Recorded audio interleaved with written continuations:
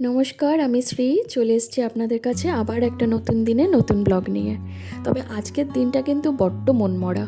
চারিদিকে বৃষ্টি বৃষ্টি আর বৃষ্টি। সেই কোন মাঝরাত্রি থেকে বৃষ্টি হচ্ছে জানেন? এই দেখে আমি আর মিশকাকে আজকে স্কুলে পাঠাইনি। আগের দিন যা ভুগলাম বৃষ্টিতে, ভাবলাম থাক এই বৃষ্টি মাথায় নিয়ে আজকে আর বেরোতে হবে না।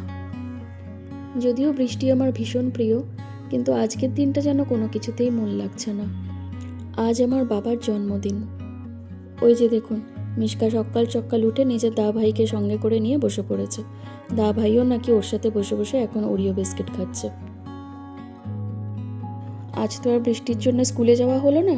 আর স্কুলে যাওয়া হলো না মানেই আজকে ছুটির দিন, তাই সকাল সকাল ছুটির দিনে ম্যাগি করে দিতেই হবে, এটা কিন্তু ম্যান্ডেটরি। তবে ম্যাগি খেতে কিন্তু সব বাচ্চারাই খুব ভালোবাসে বলুন। আর শুধু বাচ্চারা কেন, আমরা বড়রাও তো কতজন ম্যাগি খেতে ভালোবাসি। আমি তো খুবই ভালোবাসি। আমাদের এই ছোট্ট ছোট্ট ভালোবাসাগুলোকে যারা সারা জীবন আগলে রাখে, তারাই তো মা বাবা বলুন। আমিও মিশকার মতো প্রচণ্ড ম্যাগি খেতে ভালোবাসি বলে ছোটোবেলায় বাবা আমার জন্য কখনো এক প্যাকেট ম্যাগি আনতো না, সব সময় একটা করে ফ্যামিলি প্যাক আনতো। আর সেটা শেষ হয়ে যাওয়ার আগেই বাবাকে ওয়ার্নিং দিতে থাকতাম যে বাবা শেষ হয়ে যাচ্ছে, কিন্তু শেষ হওয়ার আগে কিন্তু আর একটা প্যাকেট এনে রেখো। আর বাবা তা এনেও রাখতো জানেন। তাই আমাদের বাড়িতে আর কিছু শেষ হয়ে গেলেও ম্যাগিটা কিন্তু কখনো ফুরোতো না। মিশকাকে পড়তে বসিয়ে আমি রান্নাঘরে গিয়েছিলাম দুপুরের লাঞ্চটা রেডি করব বলে। দেখুন কি অবস্থা, একেবারে ঘুমিয়ে কাদা। রাত্রিবেলার মতো ঘুমোচ্ছে জানেন। পড়াশোনার নাম শুনলেই আজকাল ওর ঘুম পেয়ে যায়। বই খাতা সমস্ত গুছিয়ে তুলে ফেলেছে, নিয়ে চারিদিকটাকে বালিশ দিয়ে ঘিরেছে যাতে ওকে কেউ দেখতে না পায়। দিন দুপুরবেলা এখন শুয়ে পড়ে ঘুমোতে লাগলো, দেখলেন? কি বলবো এখন এই ছোট্ট মানুষটাকে, জোর করে ধরে তুলেও তো দিতে পারি না। বৃষ্টির দিনে বেশ ঠান্ডা ঠান্ডা ওয়েদারে ঘুম পেয়ে গেছে। যাই হোক, আস্তে আস্তে ওকে ডেকে তুলে চানটা করাতে পেরেছি। তাও কি করছো তুমি? কি করছো এটা? কি করছো? তুমি ছবিটাকে ধুচ্ছো দাদাইয়ের ছবিটাকে? গায়ে ভিজে যাবে, তোমার গাটাও ভিজে যাবে। সরো দেখি ছবিটার কি অবস্থা, দেখাও দেখাও। এটা তো জল ঢুকে গেছে, তুমি কি করলে এটা দাদাইকে? দাদার হ্যাপি বার্থডে তাই তুমি দাদাইকে চান করালে? হায় ভগবান। আসলে ওর যে খুব একটা দোষ আছে তাও নয়। দুবেলা আমাকে দেখে তো, যখন ঠাকুর পুজো করি তখন বাবার ছবির সামনেও আমি ধূপ দেখাই, প্রণাম করি। আবার ওকেও শিখিয়েছি যে দাদাইয়ের ছবিকে প্রণাম করবে, কোথাও ভালো কোনো কাজে যাওয়ার আগে তাদেরকে প্রণাম করে যাবে। তাইও মনে করে যে দাদাইও ঠাকুর। যেমন কোনো পুজো পার্বণের দিনে আমরা ঠাকুরকে আলাদা করে স্নান করাই, নতুন পোশাক পরাই, ভোগ নিবেদন করি, ঠিক তেমনি আজকে দাদাইয়ের জন্মদিন মানে দাদাইকে স্নান করাতে হবে, দাদাইকে পাশে বসিয়ে ওরিও বিস্কিট খাওয়াতে হবে, আবার কেকও কাটতে হবে জানেন। আপাতত এই ফ্রেমটাকে খুলে ছবিটাকে অন্তত শুকোতে দিই, তারপরে না হয় একটা কেক অর্ডার করব। বাবা চলে যাওয়ার পরে আমি কোনোদিনই বাবার কোনো বড় ছবি নিজের বাড়িতে ফ্রেম করে রাখিনি। আসলে বাবা আর আমাদের মাঝে নেই, শুধুই ছবি হয়ে দেওয়ালে ঝুলছেন, এটা আমি কিছুতেই মেনে নিতে পারিনি। তবে যা হয়েছে ভালোই হয়েছে, হয়তো পরিবর্তনের সময় এসেছে। একটা মানুষের আত্মা যেমন শরীর পরিবর্তন করে, ঠিক তেমনই আজকে এই ছবিটাকে পরিবর্তন করে বাবার একটা নতুন ভালো ছবি বাঁধিয়ে আনবো। বাস্তব যতই কঠিন হোক না কেন, একদিন না একদিন তাকে তো মেনেই নিতে হয় বলুন। আমার বাবা না একজন খুব সৎ, পরোপকারী এবং ইমোশনাল মানুষ ছিল জানেন। মানুষের সাথে মিশতে ভীষণ ভালোবাসতেন, খুব মজার মজার কথা বলতেন। হেন কোনো মানুষ নেই যারা বাবাকে ভালোবাসতেন না। আমি আর মা তো বাবার প্রাণ ছিলাম। আমার বাবা ক্যাবিনেট সেক্রেটারিয়েটে চাকরি করতেন, ওখান থেকেই উনি অ্যাসিস্ট্যান্ট কমিশনার হয়ে রিটায়ার করে বেরিয়েছিলেন। চাকরি সূত্রে বাবাকে নিজের জীবনের অনেকটা সময় আমাকে আর মাকে ছেড়ে থাকতে হয়েছে।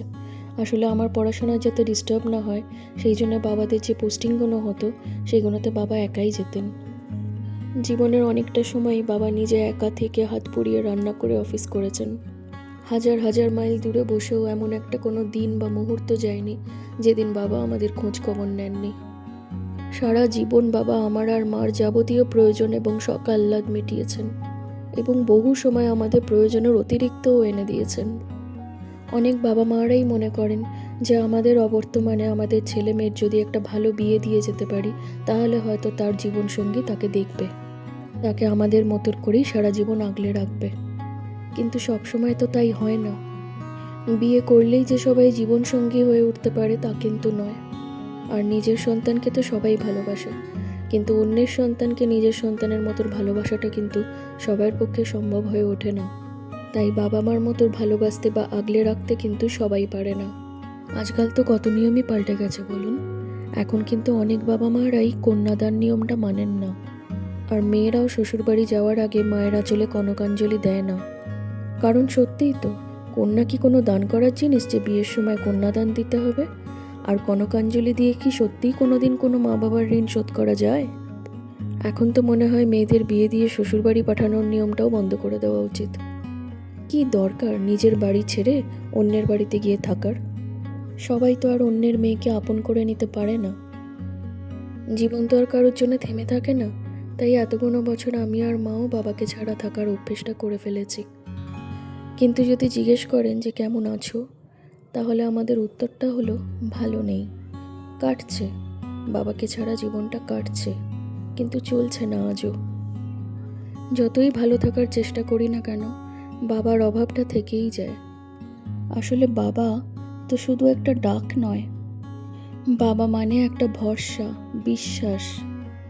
যে কোনো বিপদে যার কাছে নির্দ্বিধায় ছুটে যাওয়া যায়, আর যেই মানুষটা নিঃস্বার্থভাবে নিজের সর্বস্ব উজাড় করে আমাদেরকে রক্ষা করে, লালন পালন করে, সেই হলো বাবা। The biggest support and not just a name on a birth certificate. আমার মিশু কোনো দিন তার দাভাইকে দেখতে পেল না, কোনো দিন তার হাত ধরে হাঁটতে পারলো না, তার সাথে খেলতে পারলো না, তার কাছে গল্প শুনতে পারলো না।